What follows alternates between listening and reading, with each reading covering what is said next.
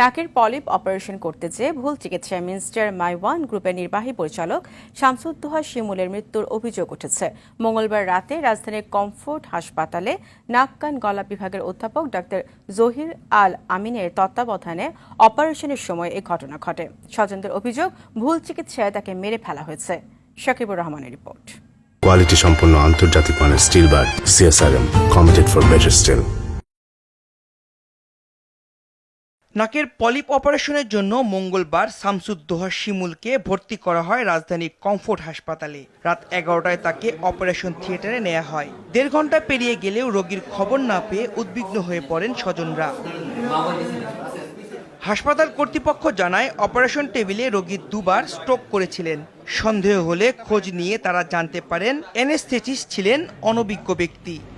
উঠেও বসেছিল, রোগীটা নাকি কথাও বলেছিল, জিভাও বাইর করছিল, আমাকে অ্যানেস্থেটিক যাই বলছে। আমি পাশে ছিলাম, আমি বসে বসে নোট লিখতেছি। হঠাৎ করে রোগী নাকি খারাপ হয়েছে। যখন নামাবো তখনই পেশেন্ট কার্ডিয়াক অ্যারেস্টে চলে গেছে।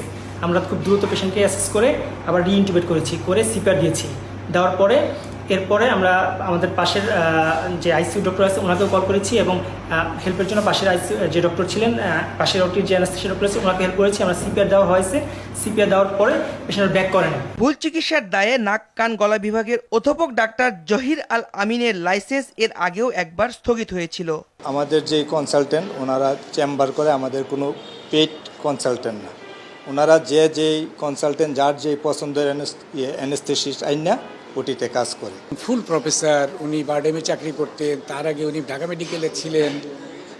এইসব জায়গাগুলোয় চাকরি করতে যখন করে তখন তো নিশ্চয়ই তার ওইসব পেপার আছে। আর ওনারা তো আমাদের কাছে জাস্ট 2 ঘন্টার জন্য আমাদের চেম্বারে বসতে আসে। আমাদের এখানে তো কোনো তারা বেতনভুক্তও না।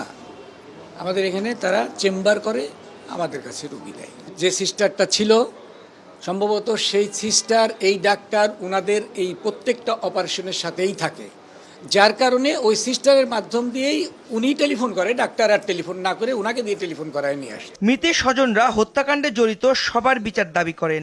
এমন ভুলের জন্য হাসপাতাল বন্ধেরও দাবি করেন তারা। ওই অ্যানেস্থেসিস্টকে ডাক্তার নিজেও ফোন করে আনেননি বা তিনিও চেনে না। অ্যানেস্থেসিস্টও সার্জনকে চেনে না।